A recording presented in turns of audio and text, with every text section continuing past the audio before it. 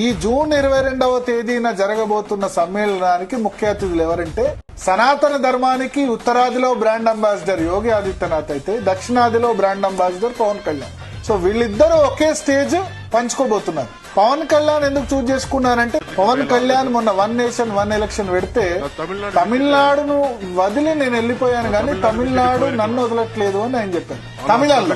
So తమిళ భాషలో అనర్గళంగా మాట్లాడే ఆ కెపాసిటీ ఉంది. పవన్ కళ్యాణ్ కఠోర దీక్ష చేస్తున్నారు. 12 రోజుల పాటు ఆల్రెడీ నాన్ వెజ్ మానేశారట. సినిమా షూటింగ్ చేస్తున్నారు, కఠోర దీక్ష చేస్తున్నారు. దానికోసం ఆయన తెల్ల చొక్కా తర్వాత గ్రీన్ కలర్ కండువా ఏదో వేసుకుంటారు.